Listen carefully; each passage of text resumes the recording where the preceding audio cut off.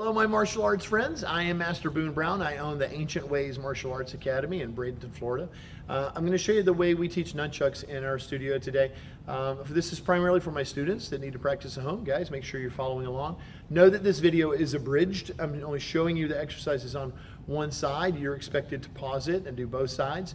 For those of you that are school owners that want to use this in your school, by all means, knock yourself out with them. One of the things that I feel like happens a lot is we get caught up in doing like really cool hyper-esque stuff, and I'm a hyper school. I love that stuff. Double nunchucks are great, but single nunchucks teach students a valuable skill, especially in the early days. The main reason I teach nunchucks is for eye-hand coordination, balance, and spatial awareness. You learn how to handle chucks moving supersonic speeds and a kicker punches in slow motion. We also know that they're just a lot of fun for the kids as well. So here are the drills that I start off with every class. I know my students need to do calisthenics and jumping jacks and all that, but there's nothing that they need to do more than kicks and punches. So most of our classes, we actually warm up with their blocks and their kicks and their strikes. And we have lots of different drills to keep them from getting overly tedious, to make it fun for them. The same goes for nunchucks. I know what they need to work on, and that's what we're going to warm up with. So there's two ways you can do the chucks. You can do them outside, or you can do them inside. We begin with the outside backward circle. And so it goes backwards, and if the kids have a hard time getting it backwards, tell them they're hitting upward into their opponent's hand. And you may have to grab their wrist and do it for them a little bit. Show them from the side so they're getting it backwards. And try to get it straight up and down so it's like a wheel on the side of the body. Now here in the studio, we do this for about 10, 20 seconds each class, and then we switch to the next exercise. I tell the students at home, work this until their arm is exhausted. Once you feel like you're going to drop the chuck, do it for another 30 seconds. This is for a couple of different reasons. Number one, I want them to make sure that they know whatever barriers they think they have, they can use their mind and work past those barriers. And number two, I also know as a recreational therapist that the body learns best, the psychomotor learns best when it goes beyond being exhausted, because now the muscles are working economically. You can no longer fire every muscle in your body. You're too tired to do so. And so it's really important for them to get to that point and go on. And so now, once they've done backwards outside circles on this side, then we switch to the other hand and do backwards outside circles. Again, until it's exhausted. If we're practicing at home, in class we do it for 10 or 20 seconds, and then we go to the next exercise. The next exercise is back on the right side, and we do forward outside circles. And you can see from the side these go forward. For whatever reason, kids are better at forward than they are backwards. And what we tell them is now someone's holding their hand out like that, and you're striking down into their hand. Once we've done that side, then we switch and we do the left. Again, a 10 count or 20 count in class, and then at home they do it until they're exhausted, and then 30 seconds more. Then at that point we switch to the inside. So now we're here, and the chuck comes towards you. And now here you have to be a little cautious. Got to make sure the kids' arms are long enough and their chucks are short enough. Make sure that you are equipping your students the right way. So they have the little 8-inch chucks for the little guys, 10-inch for the medium-sized guys, 12-inch for big people. Make sure they keep their arm all the way straight. That makes it easier too. Now they're going to try to do it this way. You want to really get them to focus on doing it straight towards themselves. And again, tell them they're striking upward into someone's hand. All right, once they've done this side, then we switch and do the left the same way. And once we've done that side, then we go back to the right, but this time we're doing forward. So now they're striking down into the hand. And these forward strikes, like I said, the kids tend to do better with these. And so then we're going to switch back to the left again and do the forward strikes on that side. Now comes the fun stuff, figure eights. And so we're going to do one outside backward circle, one inside backward circle. And then we're just going to switch it up and go back and forth. Figure eights are a lot harder for kids than you think. This one is a backwards figure eight. They will invariably swear they're doing forwards or backwards, and they're doing forwards. And so what we do is, for those that are really struggling, we tell them someone's holding out their hand, and you're going to hit upward into it and upward into it. And we take the full body swings this way so they learn the correct direction. And once they have that, then we start to make it a little smaller and a little smaller and a little smaller until it's just the wrist working it. And that tends to help. Now from here, we do this till the arm's tired, and outside. In here, we do it for 10 or 20 seconds. And in here, we, instead of switching the other hand right away, we'll go over the arm and then do forward figure eights, so that we're immediately jumping to those as well. And then you got to make sure that you do whatever you do on your right, you do on your left. And honestly, since most of your kids are probably right-handed, you probably want to do it even more on your left hand so that you have proper balance. Okay, now that left side forward circles, I call them knuckle busters. Kids have a real hard time getting these straight up and down, and a lot of times we'll hit their knuckles with them. All right, so now those are basic strikes, basic rotations. We haven't even hit strikes yet. So at this point, we dive into class and we look at their basic strikes. There's 3 basic strikes and 1 advanced strike. Basic strike number 1 is a horizontal strike. It comes across. Couple of concepts they got to get. Number 1 is called clutching. Clutching is in the last 2 to 3 inches before it gets to the completion point over here. We slow it down like you're down clutching in your car, so that it doesn't slam into your back. And you can see, as hard as I'm swinging, it's barely touching me. And so that way I'm not wailing on my back. Now the other concept is what we call the ribbon. On the backs of cars and trucks, you see these ribbons that say support our troops. And so when we bring the chuck back from the strike, we're going to draw that ribbon, except there's the bow, and it comes over the shoulder, and just like that. And so that once they all think that's cool, you get really, really fast and over the shoulder and ready to load and fire again.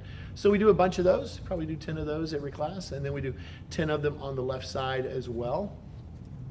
And sorry, I did an extra circle there. Okay, once they have that, then we go to strike number 2. Strike number 2 is a diagonal. We call them a triangle strike because the shape of the chuck is actually making a triangle. And so imagine that we're only at the one stick in our hand. We're going to put it on our belt here. We're going to put it on our belt here, and then over. You could do a ribbon to come over the shoulder, but because the angle of the chuck, you're much more likely to whack yourself in the head or the elbow primarily with this. And so we want to get the left hand out of the way. Even though we're more of a fight school, we don't really do with our hands up very much. We want to make sure that we're not going to strike in the elbow, so we go here. So the diagonal strike goes here, and then to the belt, and then over. And we do that, again, about 10, 20 times in class, making sure they're not keeping it in close. We want them to stretch out and strike with it. Once they've done their right side, then we switch to the left and do the same thing. All right, and now strike number 3 is a downward strike. And so they're going to do a vertical strike straight down. This is the one everybody's scared of because they're afraid they're going to hit themselves in the groin. And you're actually not aiming in the middle. You're aiming around your leg. I'm going to move my belt over a little bit here. So you're going to aim right on the inside of the thigh with the stick that's in your hand. And this kind of wraps around the leg, takes it a long way from the tender areas. And so we're just going to go down and up. Now I want a little bit more time to do this, and I can give the kids a little bit more time too. So we do one inside circle and then down, and then one outside circle as we come up. It gives it a little bit more of a cool effect, gives them that control factor, also gives them time to prep for it. I do not allow the students to raise their foot up as they go under the leg. That looks ridiculous. And so they're here, they go down and up. And we call this a double down strike because you're doing that double down. And so strike number 1 is horizontal, strike number 2 is diagonal, strike number 3 is vertical. And so those are our 3 basic strikes. We do what we do on the right, we do on the left, and if anything, do it more on the left. Our 4th strike is a little bit more advanced. It's a C hit. It's primarily designed to hit someone behind you. This one took me a while to learn, figure out, because it really wasn't described real well to me. But here's the way we teach it. You're going to do a forward figure 8, and as you come to the inside, don't stop, but I'm going to stop.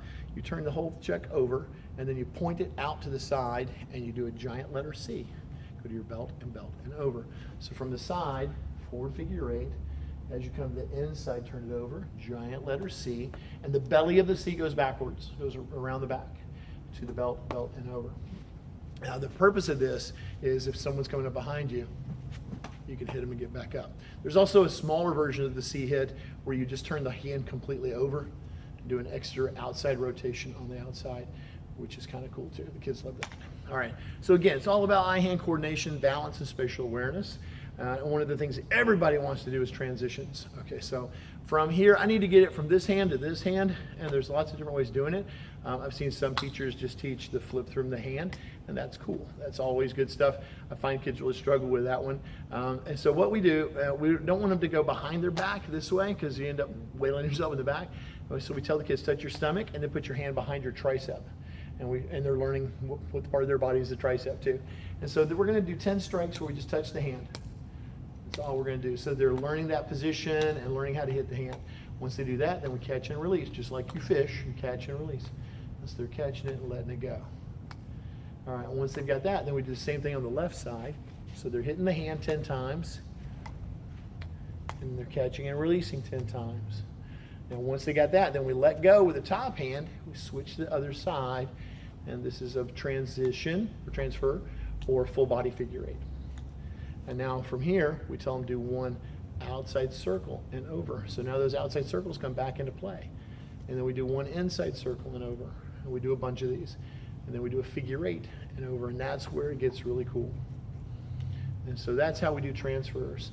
And I think it's a really easy way of doing it. Now, I'm not going to show you our form for the semester because I change up every year. I do a different nunchuck form every year. Simply because I've got students that I've had for many, many, many years. We do the same form. They're like, oh, he's doing the same form you did last year. They're all fairly similar, but every year I kind of add, change a couple of little things. And I have places in the forms where I say, okay, if you're an advanced student, you can do this instead. If you're a novice, I want you to do this instead. So instead of showing you the forms, I will show you a couple of our combinations. Combinations are where you take some of the moves and you put them together. Sometimes they're completely separate moves that develop skills that I need the students to have. First combination is one of those. Let me do it normal speed for you. First, this is the way we teach it in class. They do a forward spin and catch it. Now that catch is really important. It helps us control our weapon. If the kids are using the rubber chucks and their hands are really small, they may have a real hard time with that one. And I have a few that do that. And so what they're doing instead is they're doing it to the armpit and catching it. And that's fine. They can do it that way. All right, so once we catch it, then we're going to do a backward circle and touch our arm. And then we're going to do a forward figure 8. And we're going to touch under our arm and over our arm and catch it again. So it's hard to do slow. Forward circle, catch. Backward circle, touch, forward figure 8, touch, touch, catch, like that. And so again, some of the kids are going under the arm, and I've got some that, like this one little boy, Alex, he's 7 years old, and he has gotten really good at doing these, but he does them under the arm because his hands are small, and he's got the big rubber nunchucks. And so watch again, it's a forward outside spin to a catch, drop it, backwards outside spin to the shoulder, and then a forward figure 8, and this is called touch, touch, catch. So we're going to touch under, touch over, and then catch it. And you'll see this done a lot in different combinations where guys will be, just like jamming with them, where they'll just be hitting on both sides of the arm to get it loaded up for a strike or for a catch or whatever. And so this is a really important thing. We call it jamming, like musicians all get together and they jam when you're just like having a good time with your chucks and just swinging them around. All right, so combination number 2 is actually a different transfer from one side to the other. The kids love this one. They all struggle with it a little bit at first. It's always fun to watch. So we get the hand out of the way. Again, I don't want anybody hitting the elbow or the fist, even though normally we go here. So we're going to do a triangle strike to start with. 1, 2, 3. Take that left hand and bring it all the way up beside the head. Bring the elbow down. We're going to go around the head, catch the chuck in the other hand. Take this one and get it out of the way. From here, you're going to whip it across and figure 8 up to the shoulder. Now, sometimes the girls struggle with this one if they have like the chain chucks and the long hair. They tend to catch their hair in the chuck, in the chain, so you gotta be careful with this one. I've had a couple of them that started out that way, saw the problem, and switched to the rope chucks for that purpose.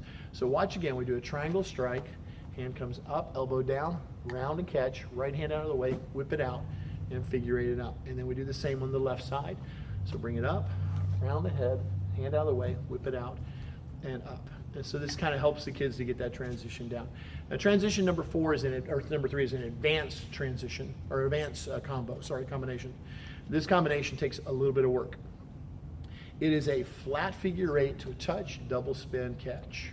The reason why this is so difficult is that as the students are trying to learn this flat figure 8, the thing starts to gyrate and suddenly they're doing an upward figure 8. And so the way to teach this is to teach them these. They're overhand, forward, circles. They're overhand because they're going, or forward because they're going this way. And you can also teach them backwards, although that's not as necessary for this particular drill. And then we do the same thing for under the hand. They call them helicopters. Okay.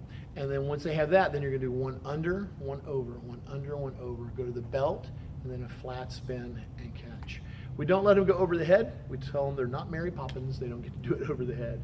But that one's just kind of one of those little quick little fun ones to do, and it's really good for your advanced students to do that one.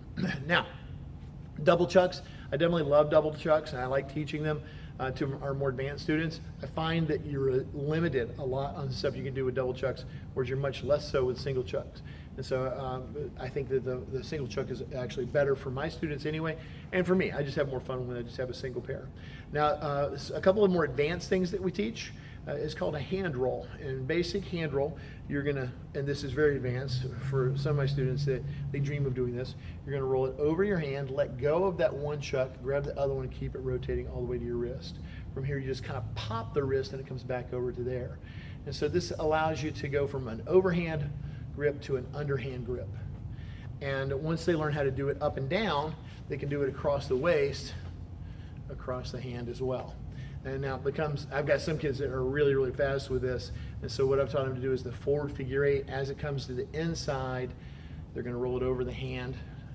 And now they've got an inverted or reverse grip figure eight. And then as it comes to the outside, they can roll it back over and get it there again. So it just becomes a part of their jam that they do. And there's a couple places in the form where they can do that too if they like. They want to add a little pizzazz to it.